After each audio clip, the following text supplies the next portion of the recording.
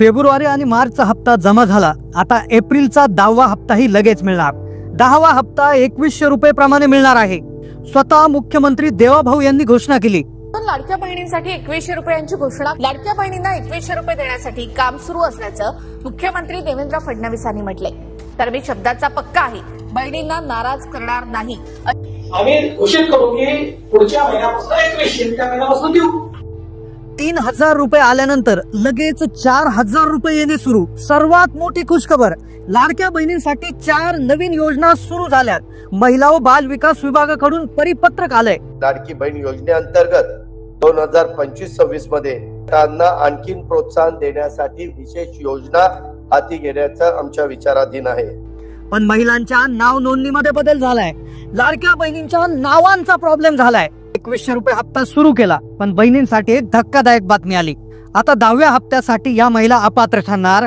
April पासून या महिलांची योजना बंद होणार। महिलांना लाडकी बहीण योजनेतून वगळणार। महिला बाल विकास मंत्री अदिती तटकरे यांनी ट्विट केलेलं आहे। तब्बल 10 लाख लाडक्या बहिणी अपात्र ठरण्याची शक्यता आहे, कारण आता लाडक्या बहिणींचं आयटी खातंही तपासलं जाणार असल्याचं समजतंय। सरकारचा हा एक अत्यंत महत्वाचा मोठा निर्णय समोर येतोय। एप्रिल पासून या महिलांची योजना बंद होणार।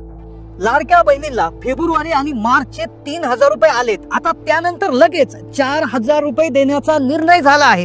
आता हे 4000 रुपये कशाचे आहेत आणि कोणत्या कोणत्या महिलांना मिळणार आहेत, तसेच कोणत्या महिलांचा नावांचा प्रॉब्लेम झालाय तो कसा दुरुस्त करायचा आहे। ज्या महिलांना अजूनही फेब्रुवारी मार्च मागचे हप्ते मिळाले नसतील त्या महिलांना महिला बाल विकास विभागाकडून एक परिपत्रक आलंय। आता त्यांनी फक्त मेसेजची वाट पाहायची नाहीये, एक अर्जंट काम करायचं आहे। ते कोणतं काम आहे की ज्यामुळे त्यांना पैसे येतील, त्यासाठी हा व्हिडिओ फक्त 2 मिनिटं पहा।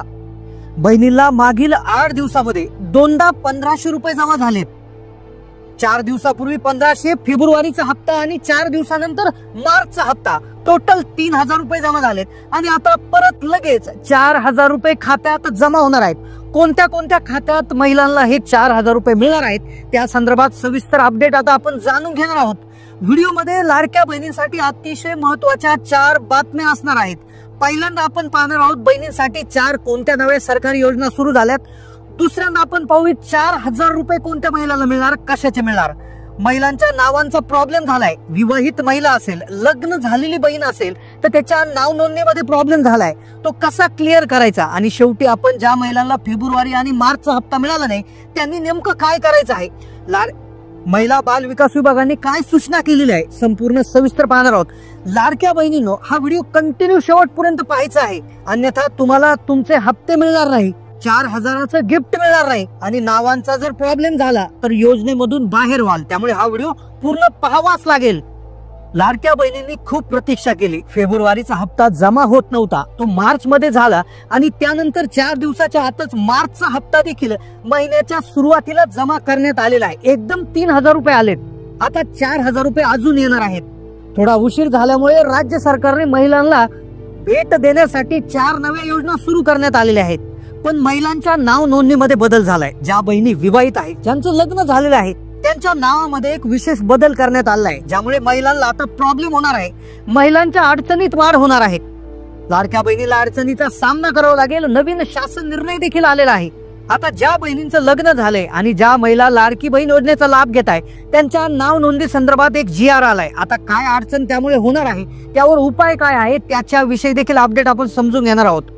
आता सर्वात आधी ज्या बहिणीला अजूनही फेब्रुवारी आणि मार्चचा हप्ता जमा झाला नाही, जानेवारीचा झाला नाही किंवा मागचे हप्ते जमा झाले नाही, त्यांच्यासाठी एक सूचना आलेली आहे। त्यांनी फक्त मोबाईलचा मेसेज चेक करायचं नाहीये, तर त्यांनी एक काम अर्जंट करायचं आहे। त्यांचं आधार कार्ड हे बँक खात्याला व्यवस्थितपणे लिंक आहे की नाही हे देखील चेक करणं आता गरजेचं आहे।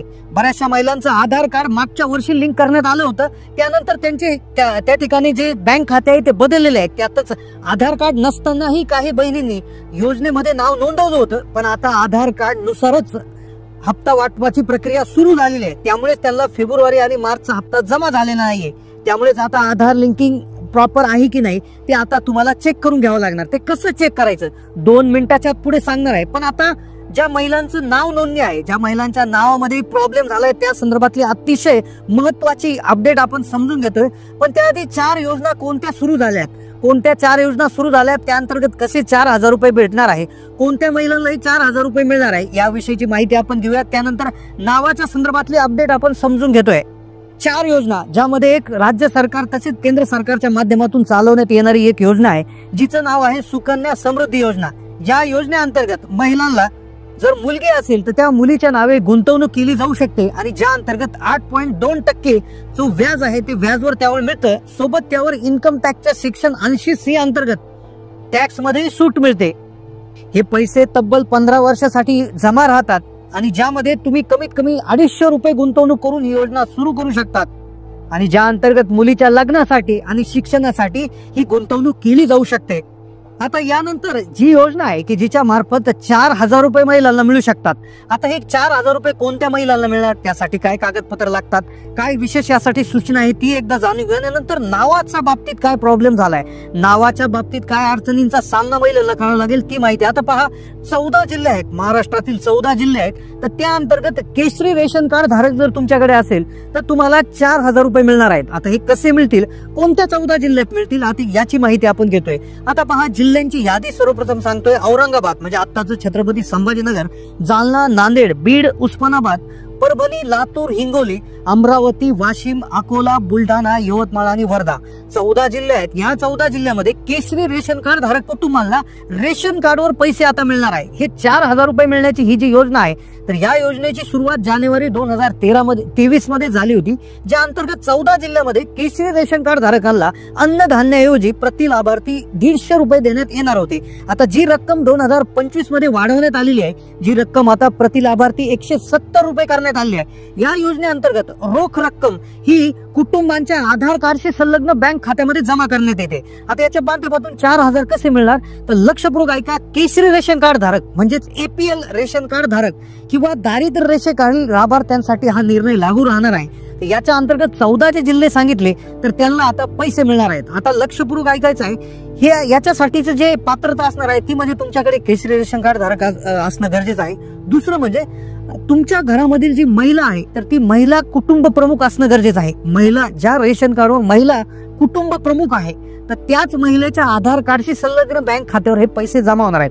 14 जिल्हे आधी सांगितले आहे. तर 4,000 कसे मिळणार, तर उदाहरणार्थ तुमच्या घरामध्ये जर 2 सदस्य असतील तर 170 आणि 170 असे प्रति महिना जवळपास तुम्हाला 340 रुपये मिळतील आणि वर्षाला जवळपास 4,080 रुपये मिळतील. तर अशा प्रकारे हा 4,000 रुपयाचा वेगळा लाभ तुम्हाला मिळणार आहे. पण यासाठी हे जे 14 शेतकरी आत्महत्याग्रस्त जिल्हे आहेत त्या जिल्ह्यात तुम्ही राहायला असायला पाहिजे, तुमच्याकडे केशरी रेशन कार्ड असायला पाहिजे आणि तुमची जी रेशन कार्डवर जी कुटुंब प्रमुख म्हणून महिला असायला पाहिजे. तर ह्या 3-4 गोष्टी याच्यामध्ये असणार आहे. आता नावांचा प्रॉब्लेम काय झालाय, लाडकी बहीण योजनेच्या संदर्भातील एक नावांची अपडेट आली, नावांचा प्रॉब्लेम झालाय. तर ती कोणत्या नावांचा प्रॉब्लेम झालाय, ते एक विशेष गोंधळ तयार झालेला आहे. तर त्यामध्ये काय करण्यात आलेलं आहे, जे काही डॉक्युमेंट आता इथून पुढे निघतील, जे काही डॉक्युमेंट असतील, उत्पन्नाचा दाखला, रेशन म्हणजे कुठलेही डॉक्युमेंट असू द्या, ज्याच्यामध्ये आता वडिलांच्या नावाबरोबर आईचंही नाव लिहिणं आता बंधनकारक करण्यात येणार आहे.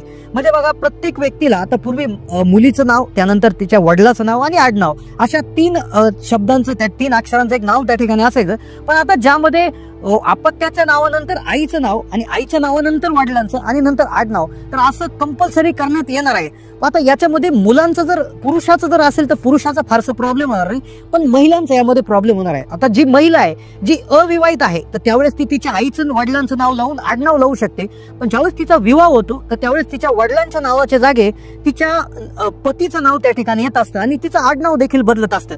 मग यामध्ये गोंधळ असा निर्माण झालाय की ज्यावेळेस लग्न होईल तर त्यावेळेस मग आईचं नाव आणि नंतर पतीचं नाव आणि नंतर आडनाव, तर हा फार मोठा गोंधळ याच्यामध्ये होऊ शकतो. मग नेमकं कसं करायचं आहे विवाहित महिलांच्या बाबतीत, तर या बद्दल आमदार सना मलिक आहेत यांनी विधानसभेत प्रश्न निर्माण केलाय की महिलांसमोर यामुळे अडचणी वाढतील. आता महिलांनी नेमकं कोणतं नाव लावायचं, लग्ना आधीच्या वडिलांचं आईचं नाव लावायचं की फक्त पतीचं नाव लावायचं की काय लावायचं, या संदर्भात मोठा गोंधळ उडालाय. तर या संदर्भात नक्कीच सरकार यावर निर्णय घेणार आहे. या संदर्भात एखादा GR देखील लवकरात लवकर येऊ शकतो, ज्यामुळे कागदपत्रामध्ये सुसंगती राखणं हे शक्य होणार आहे, कुठल्याही प्रकारच्या अडचणी येणार आहे. त्यामुळे नक्कीच शासन लवकर यावर स्पष्ट भूमिका मांडेल आणि लवकरच यावर देखील निर्णय होणार आहेत. या मुद्द्याचं गांभीर्य लक्षात घेऊन उपमुख्यमंत्री अजित पवार यांनी देखील शासन निर्णय जारी करण्याचं आश्वासन दिलेलं आहे. तर त्यामुळे नक्कीच ज्या विवाहित महिला आहेत तर त्यांनी आईचं पतीचं की पतीचं वडिलांचं म्हणजे कुठल्या प्रकारे नावांची जी विशेषता जो बदल त्यांना करावा लागणार आहे ते त्या संदर्भात पुढील अपडेट येतील. त्या अपडेट आपण नक्कीच आपल्या चॅनलच्या माध्यमातून देणार आहोत. पण जर तुम्ही